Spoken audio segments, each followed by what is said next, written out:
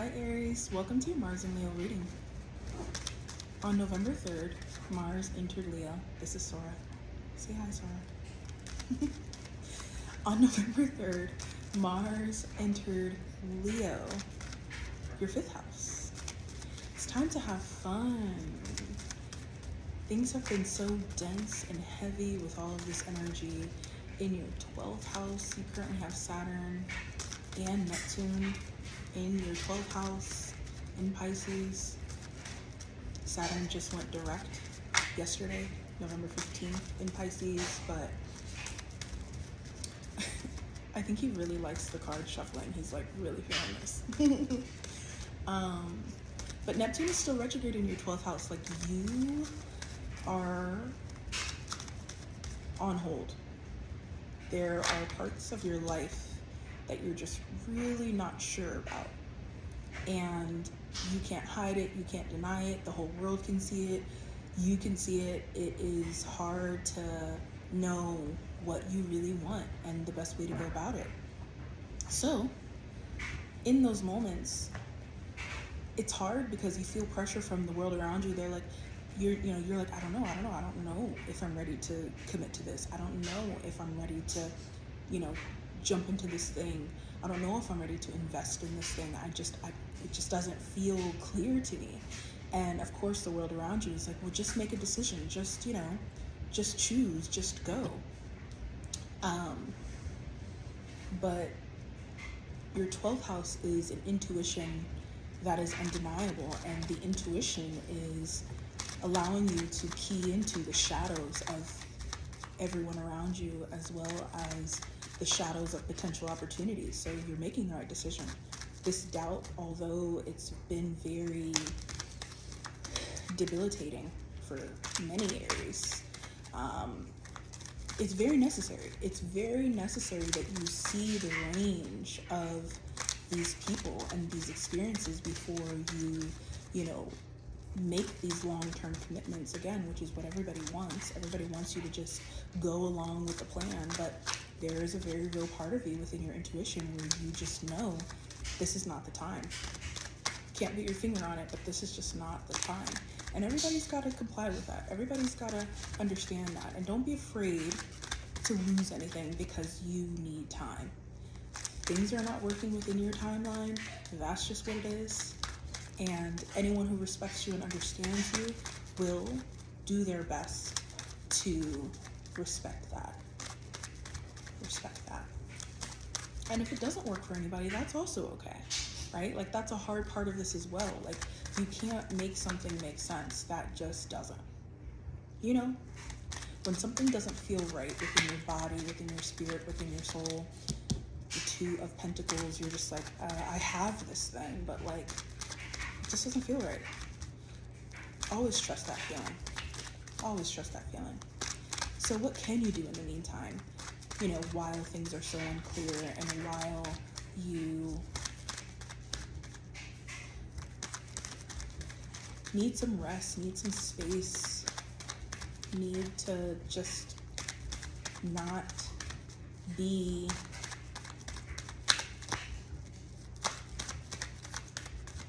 running a race, right? What can you do?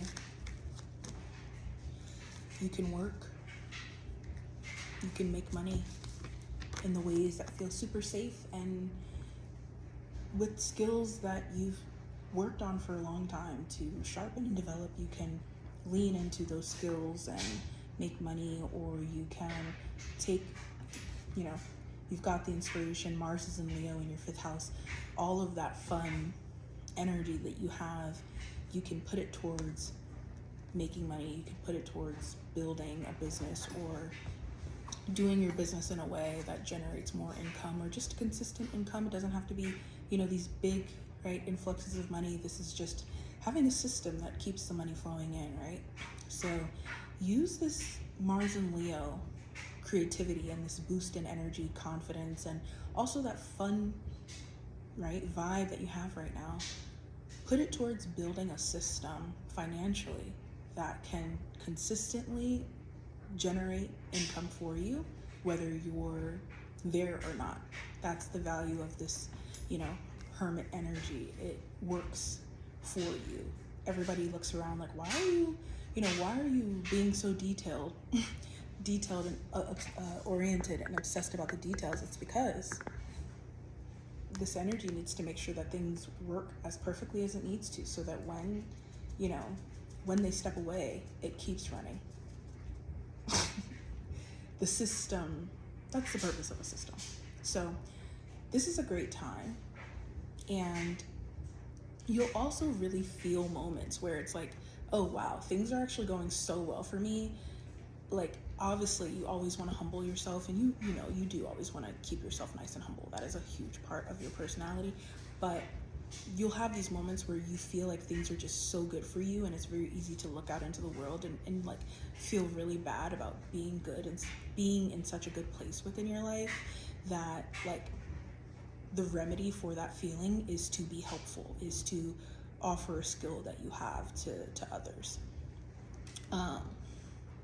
Absolutely. But yeah, this energy, all of this energy in your 12th house, things start to pick up. You start to feel better. You start to feel excited. You start to have more fun. But this is very much still a time where you're building a way forward, but it's happening very slowly, and it's very physical, which means you need time and space alone to observe your days, reflect on your days, reflect on what's happening in your day, so that you can pull all of the pieces together when the time is right and take the next steps forward. And again, you may need to be alone to do that, or you may need to protect yourself from energies and people that are looking for a version of you that's just not ready yet. You're just not there yet. You're building something. So I love this time for you, because obviously, we're always working towards something. You're always working towards something, but it's always nice when, instead of feeling that like grunt heaviness of working towards something, Sora, get down. Come on, get down.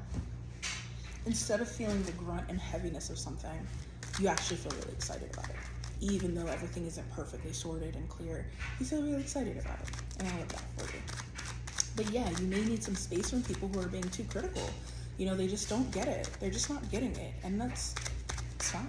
It's fine. It's like, okay, go not get it in your own world, and I'm gonna like do what I'm doing over here. Because you do need to kind of, right? You can be someone who's like, you keep people around and you absolutely do what you feel you need to do, but like sometimes you really need to, roar. You need people to understand that you know what you're doing. You may not go about it in the perfect way all the time, but you have an intention behind how you're moving and why you're moving. And sometimes when the money's not sitting perfectly, or when people from the outside can see ways that you can improve, they start to treat you like you don't know what you're doing, and you're done letting people weigh in that way. You're actually pushing people back, and if they try you, you're roaring, but you're doing your best through the energy. You're doing your best to keep it pleasant, but there will be moments where you'll be pushed into spaces of isolation, or you'll push others into spaces of isolation, because this moment really isn't about other people trying to direct your approach to your life. This is not for them to direct or decide. It really isn't. And this is a time for you to have fun. So anyone who wants to kill your fun right now, pleasantly take a step back. This is about me having a good time, because I haven't been able to have a good time in a long time. At the moment, yes, this is about me. And I'm not sorry about that. I love you, I care about you, but I'm not sorry about that. Right now, this moment is about me. Okay, so let's talk about Venus now in your 10th house as of November 11th. Venus entered Capricorn, and you are on top, and it's exciting because, as I said, this Pisces energy has been draining the hell out of every aspect of your life, and it's been making you feel like a loser in some senses. And so much support is starting to come in to show you that you are absolutely not. Venus in Capricorn is public success. So essentially, within your career, everyone is seeing you as a big winner, and you are creating situations and opportunities for yourself where you can really showcase, what you bring to the table, and the fact that it's very, very valuable. Now, the Nine of Swords is an interesting card, to come out under Venus and Capricorn, because it's like, oh, like I'm winning, I'm so successful, like I'm doing, really well, and everybody sees me doing really well. That's the misconception of the 10th house energy. You think that because you finally get to this place of public success that your whole life is perfect now, right? And you don't experience any sadness. It's actually the opposite, right? Because there are a lot of things that sometimes you sacrifice on the way to getting back to that position of high, value, right? The outside world seeing you as a high value person. There's a lot of things that you sacrifice. Could be sleep, at the minimum. It could be your mental health, or it could just be the fact that there are things that you have experienced along the way that you really just need some time to sit and process. The 10th house is like things in your life that are really hard that you don't think that you're going to experience, but like then it happens and you're like, oh wow, like this is real life, but like it's paired with this really big success, so it kind of like you're able to manage it because you have something that you're like working towards, so and achieving. So it's like, okay, I can work with this, I can deal with this, but it doesn't change the fact that like those things have happened. The Nine of Swords, those losses, those feelings of failure, inadequacy, you have a lot on your mind. And it's okay, even though things are going really well and everyone can see that from the outside, that things are going really well, especially financially, you're on the up and up. That doesn't mean that you don't still need to prioritize your mental health and work through what you have been through, or work through how you're feeling in the moments where you're not on stage or not, doing the actual work. You really should prioritize doing that.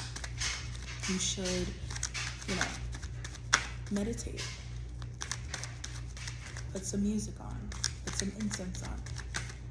Sit in quiet and allow the thoughts to flow to you, through you. And when the heaviest of thoughts hit you, you feel them, you hear them, you cry if you need to. And then you tell yourself all of the things that, your nurturing mother, whether you have one or you can imagine one, or you have people who've played that role in your life, you tell yourself all of those things that they would say to encourage you through that moment. And you take it one heavy moment at a time. If that's, this,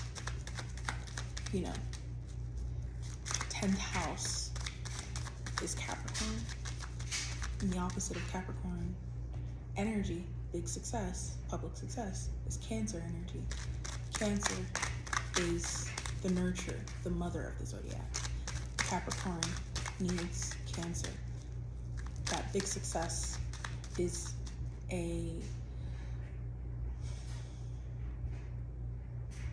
it's essential. It will happen for Capricorns, right? But they need a mother's love to keep them going through it. And that's just where you are right now.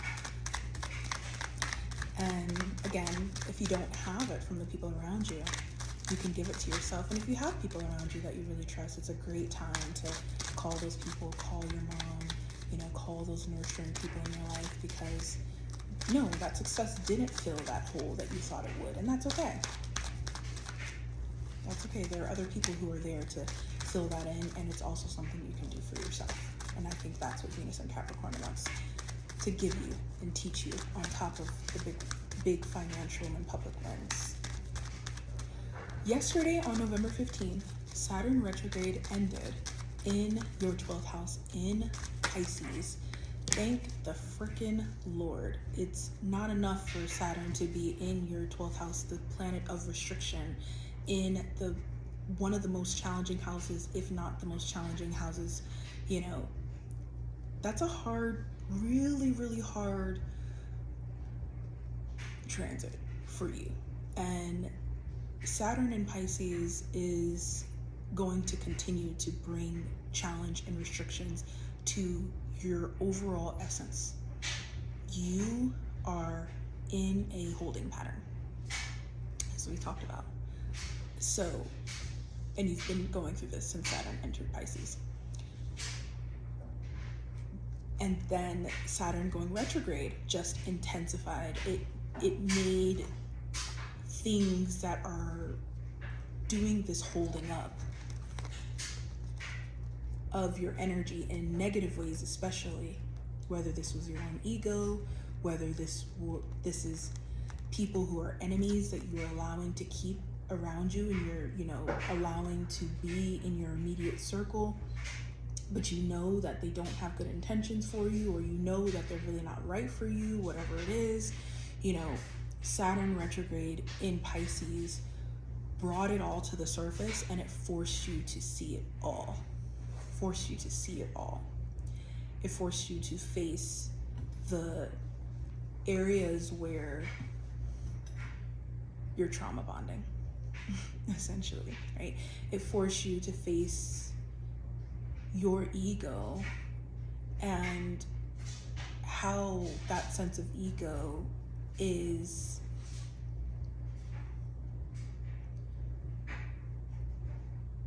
rooted in something else that is negative based, whether that's fear or anxiety or insecurity, right? Like, Saturn is an energy that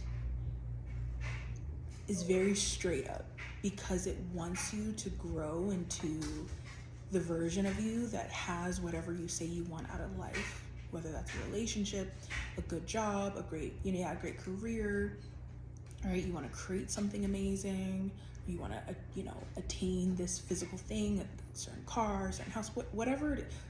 Saturn is very comfortable with the physical. It rules the physical. It says, yeah, I put all these things here. I put all these physical materials here.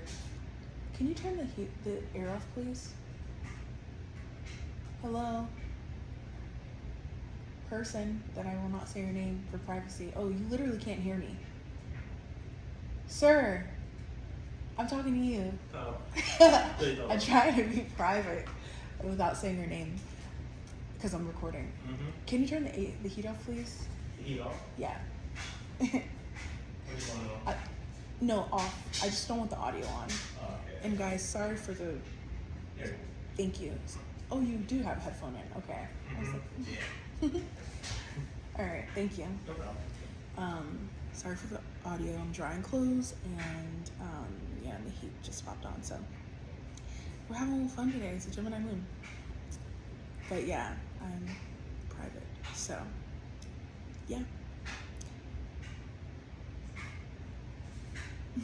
Okay, let's get back to this conversation, because essentially things are going to get much easier now because you have acknowledged those lack energies, whether these were things that were living within you and that were impossible to ignore, or whether they were things that you were allowing from outside connections, relationships, romantic partners, friendships, whoever. Saturn retrograde in your 12th house was a really tough push to acknowledge all of that, to see it clearly, to acknowledge it fully, to sit in the emotion of it and the literal physical experience of it, and evaluate and say, does any of this fit into my long-term plan? And it's so interesting how the things that you think you can't change about yourself, or the things that you feel like you're struggling with because you just feel like you can't, for some reason it's just a blockage, right? When Saturn comes in and they say, hey, you said you want this, right? You're gonna have to change these things to get it. You're gonna have to adjust and develop these parts of yourself. You're gonna have to create boundaries between yourself and these people in order to get there.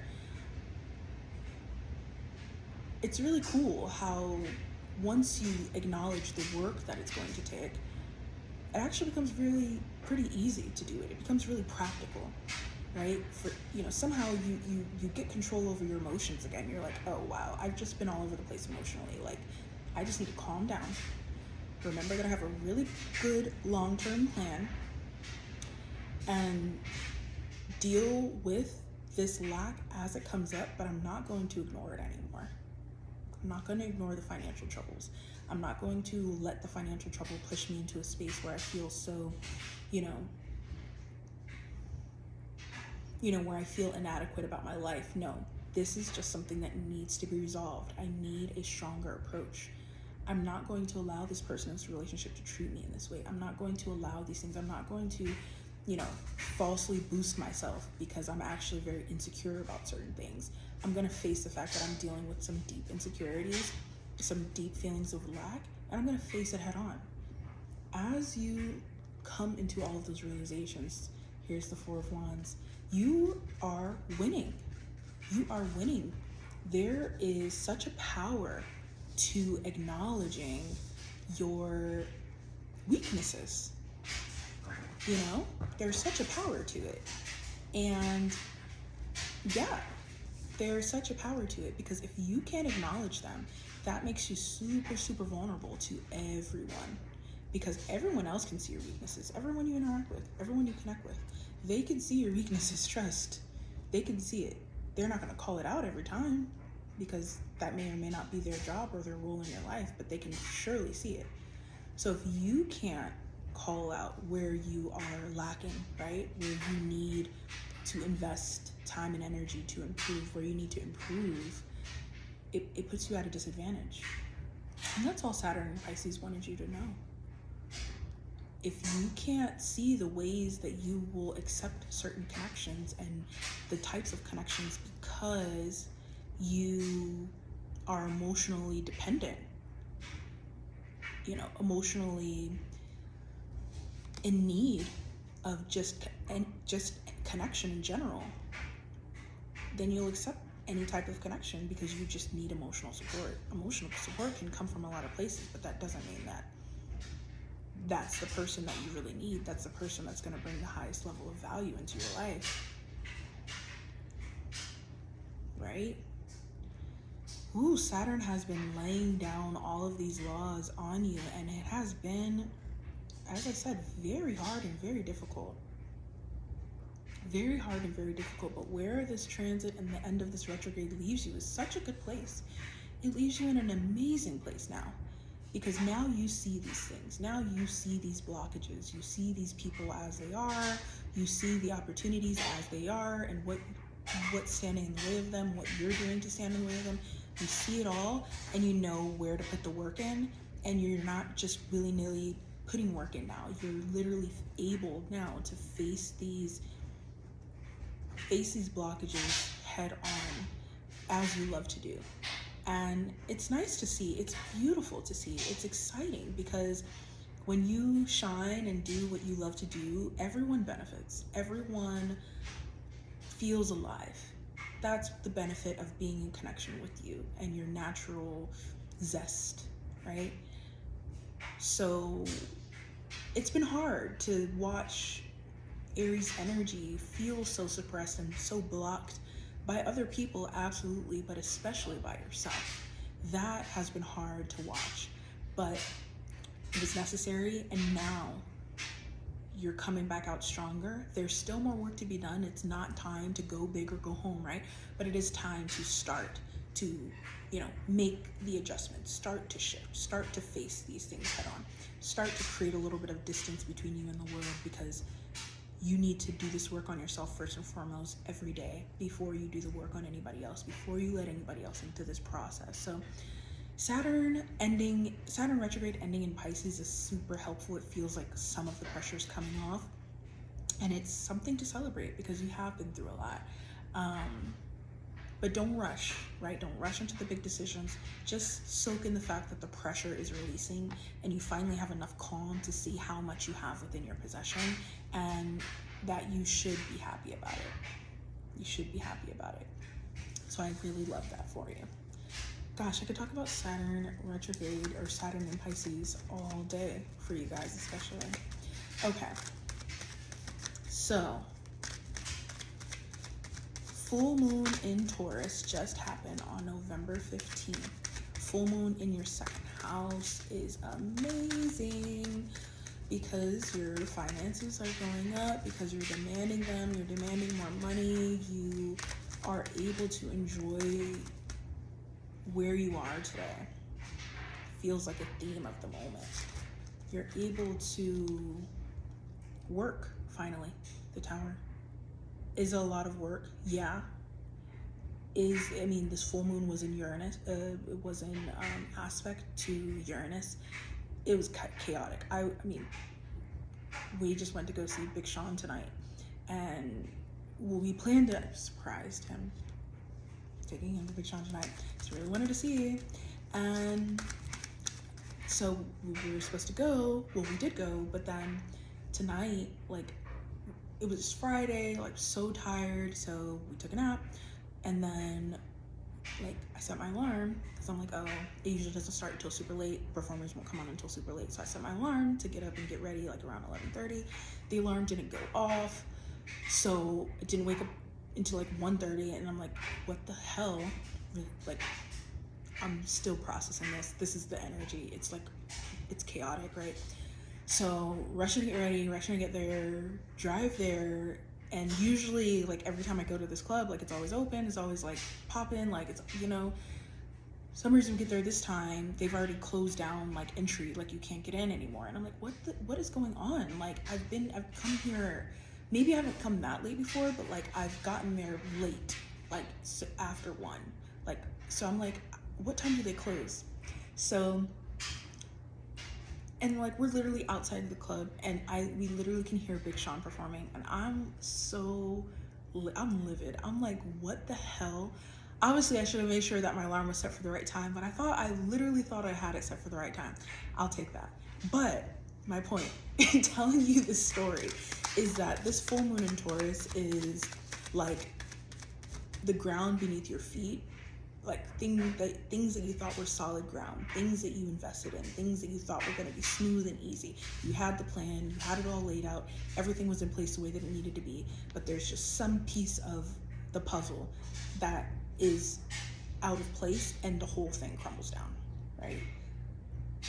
That is the energy that's taking place under this full moon in Taurus right now. And for you, this is in your house of finances and stability. So to feel this energy coming up, to feel like your physical stability is being shaken, right? Your financial world is being shaken. It can feel like a storm, and may have felt like a storm in some ways, but the Tower, although it really sucks in the moment when you feel this chaos, it's always a test of what foundations you have developed and if they are truly lasting. Because if the foundation is lasting, there's nothing that this tower can tear down. This tower can't tear those real foundations down. So you're feeling that. You're feeling the test of your foundations. This could be within a relationship. It could be a relationship that you have. And, the second house is all about,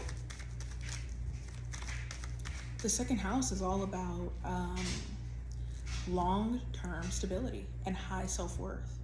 And so if this tower is coming in and it's tearing things down, it's saying that you may have been investing in things that have not been reflective of your actual self-worth. And you've been, doing this uphill climb for something that truly isn't a match for, you know, inherently who you are, what you desire, what you expect. And those aren't things that you have to exert on the outside world. These are things that sit within you. These are foundations that were instilled in you from birth, that the people, the opportunities, they should match that foundation that you have. So whatever this tower is tearing down, it's saying, why run this uphill battle for something that is not a match to your self-worth? And if the tower is making you aware of an opportunity, whether it is work or relationship, that you realize, wow, yeah, this thing is actually worth all of the work that I'm putting into it. Either way, this full moon is bringing you comfort.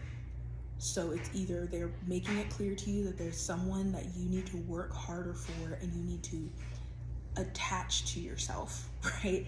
And build with this person, commit to this person, commit to these people, and really pull them along into this long-term life journey with you. You want to cling to these people, and you should cling to these people. This Taurus energy clings, and it is the most beautiful kind of attachment. So it's saying it's okay to be attached to these people. Allow yourself to be inspired by the opportunity to lean into these attachments that you have in your life: friendship, family, romantic partner.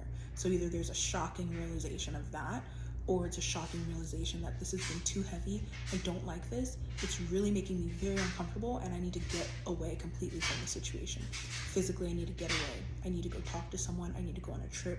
I need to physically take space. And as soon as I do, all of the love, look at that, all of the love and all the real love and the fake love becomes very, very clear. There's no doubt.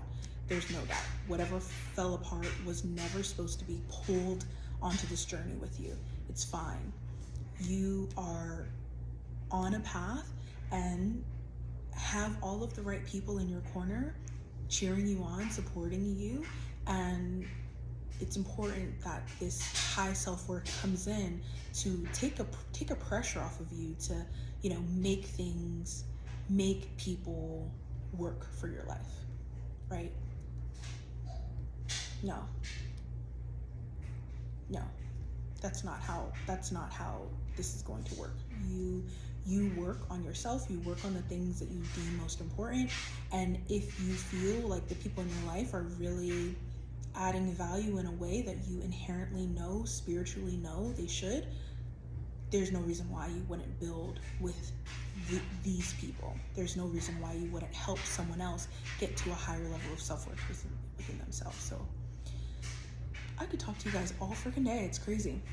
But I'm going to end this because we're going to be here for freaking 50 years. It's already 30 minutes. So we will wait and talk about Pluto in Aquarius, which enters Aquarius on November 19th. And then Sagittarius season starts on November 21st, November 22nd. So we will talk about Pluto in Aquarius and all of Sagittarius season fun during your Sagittarius season reading. So I will see you then. I love you. I hope this was helpful and insightful. And I love you.